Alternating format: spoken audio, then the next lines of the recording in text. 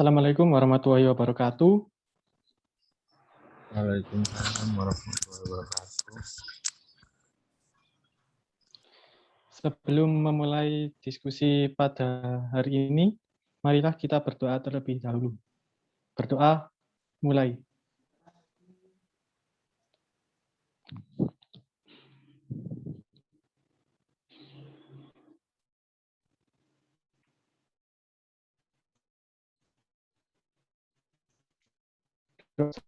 Selesai.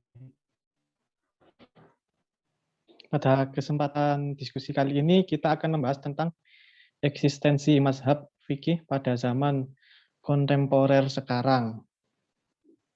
Apakah semua sudah membaca materinya? Sudah.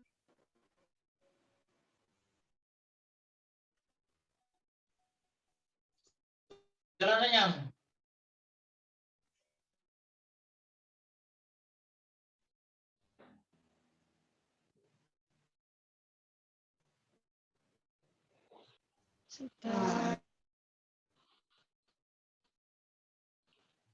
Kalau begitu langsung ke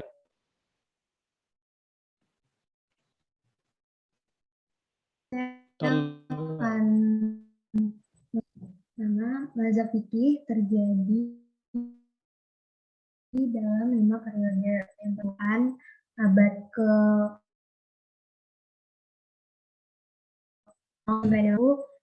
yaitu pada Rasulullah, pada masa sahabat, pada masa tabi'in. Periode pembentukan pada abad kedua sampai dengan 3 Hijriah, yaitu mazhab Imam Abu Hanifah, mazhab Imam Malik, mazhab Imam Syafi'i, mazhab Imam Ahmad, dan mazhab lainnya. Lalu ada periode keemasan, yaitu pada abad ke-3 sampai 9 Hijriah. Lalu setelah itu ada periode kemunduran pada abad ke-10 sampai dengan 13 Hijriah. Dan ada periode kebangkitan pada abad ke-14 sampai dengan sekarang. Ternyata bermazhab bagi selain mujtahid mutlak itu hukumnya wajib menurut ulama usul fikih, dan mengajak masyarakat untuk meninggalkan mazhab atas alasan kembali kepada Al-Quran dan Al-Sunnah adalah suatu usaha yang sia-sia. Mazhab seharusnya dipahami sebagai sebuah disiplin ilmu atau manhaj untuk kita memahami Al-Quran dan Al-Sunnah. Oleh sebab itu, eksistensi bermazhab pada era kontemporer masih diperlukan guna menselaraskan kebenaran faktual Al-Quran dan As-Sunnah.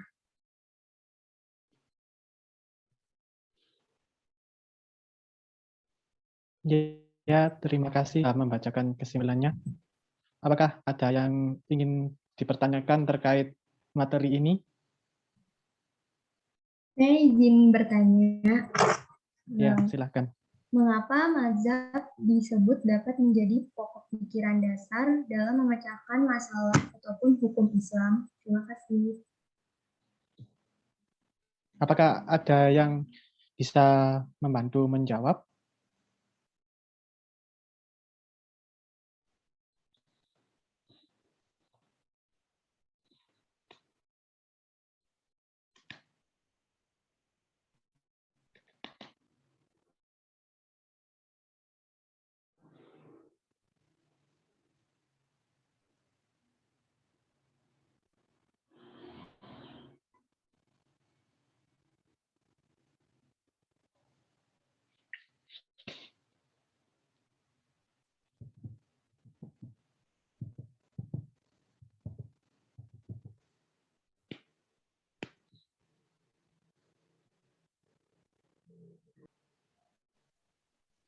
Saya izin menjawab.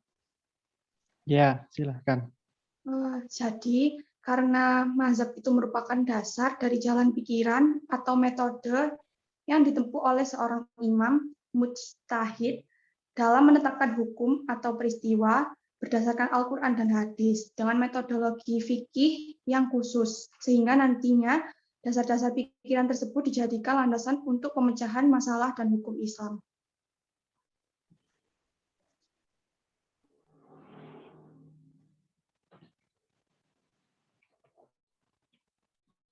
Ya, apakah sudah jelas atau ada yang mau menambahkan?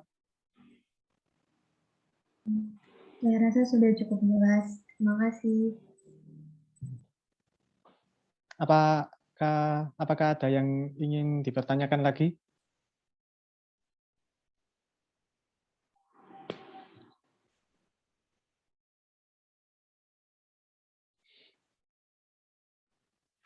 Saya izin bertanya. Ya, silahkan. Apa yang menyebabkan seseorang fanatik pada suatu madhab, walaupun dia mengetahui bahwa dalil yang digunakan oleh madhabnya itu lemah? Terima kasih.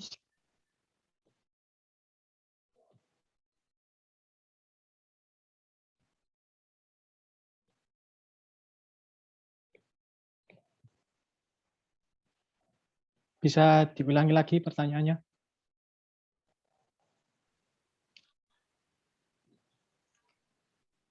Pertanyaannya adalah, apa yang menyebabkan seseorang fanatik pada suatu madhab, walaupun dia mengetahui bahwa dalil yang digunakan oleh madhabnya itu termasuk lemah? Terima kasih. Apakah ada yang bisa membantu menjawab?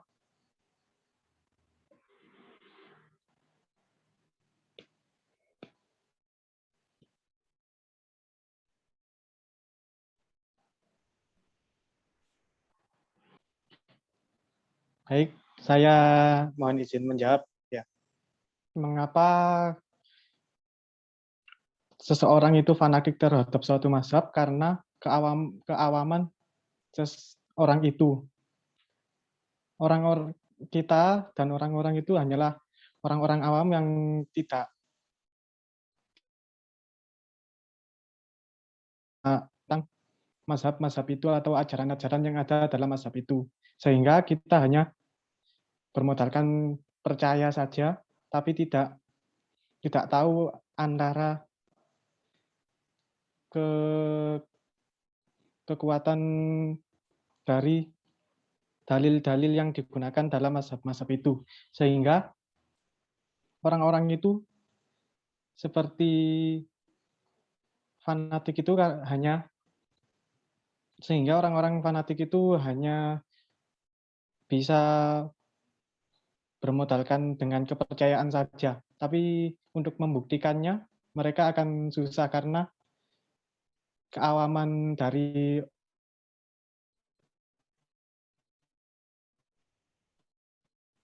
orang itu Sebelumnya,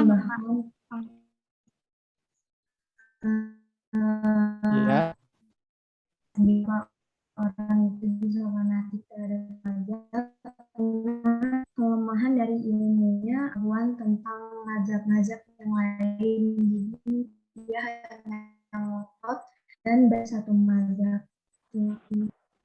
ya. Apakah ada yang ingin menambahkan lagi atau sudah jelas dengan pernyataan tadi? Tadi kan katanya Mas Taufik kan tentang keawaman seseorang ya. Tapi bukankah jika seseorang itu lebih lebih rajin dalam hal beribadah, dalam hal kayak keagamaan gitu kan? Jadi dia sudah tahu gitu. Terus itu gimana tanggapannya? Kan orang fanatik itu kan dia hanya mempertahankan satu argumen saja tentang mazhab itu.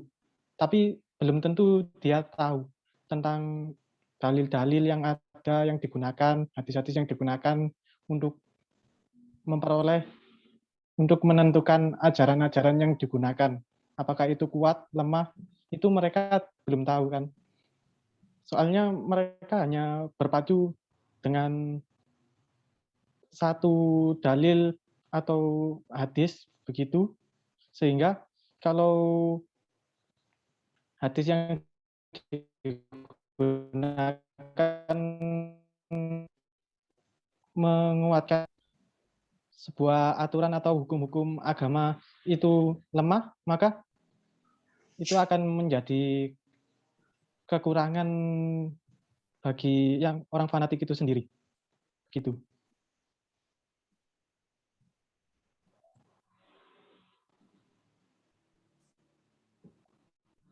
Apakah sudah jelas?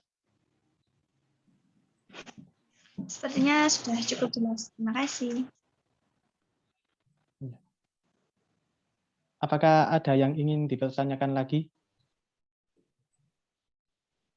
Saya ingin bertanya, Ya, silakan. mengapa harus ada kehidupan sehari-hari? Apakah ada yang bisa membantu menjawab? Saya izin menjawab pertanyaan Lula. Ya, silakan. Bermazhab itu sangat penting bagi orang beragama agar pemahaman dan praktik agamanya benar.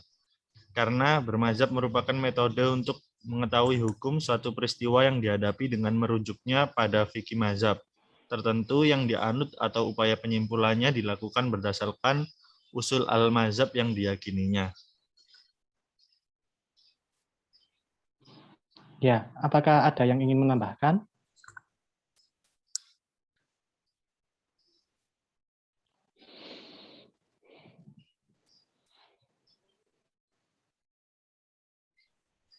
Baik, kalau tidak ada, apakah ada yang ingin dipertanyakan lagi? Apakah ada yang ingin dipertanyakan lagi? Saya izin bertanya, Ya. mengapa taklid pada mazhab dikatakan haram dan meninggalkan Al-Quran? Dan as-sunnah pada hal mazhab juga menggunakan dalil yang bersumber dari dua hal tersebut.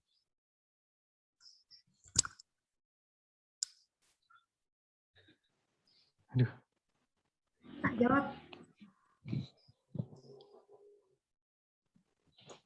Ya, saya izin menjawab. Arti taklid adalah mengikuti pendapat seseorang tanpa mengetahui kebenaran dari pendapat itu. Mazhab atau mujtahid dilarang bertaklid karena mujtahid merupakan orang yang mengerti tentang ajaran-ajaran dan sudah berdasar pada Al-Quran dan hadis serta dalil sebagai sumber penguatnya. Taklid diwajibkan bagi orang-orang awam dan orang-orang alim yang belum mencapai tingkat mujtahid, karena tingkat pemahaman orang-orang biasa dengan mujtahid sangat jauh berbeda.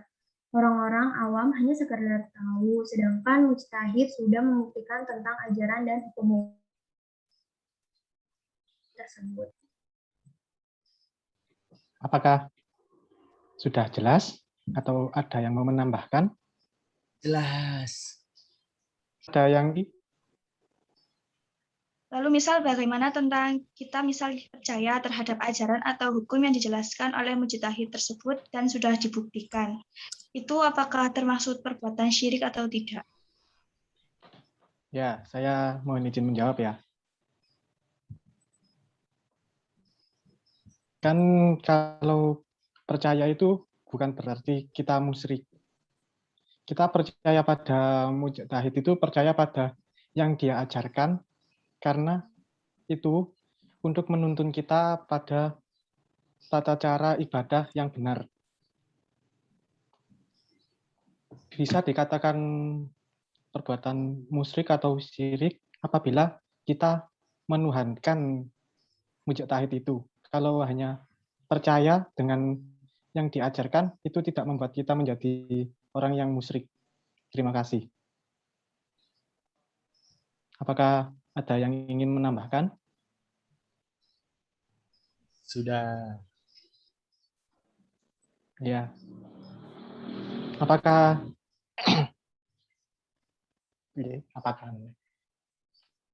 mungkin cukup untuk diskusi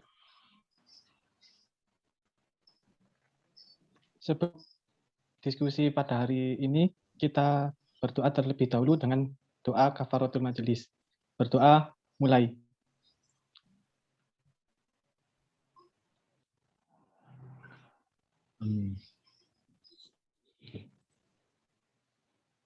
Berdoa selesai. Terima kasih atas waktunya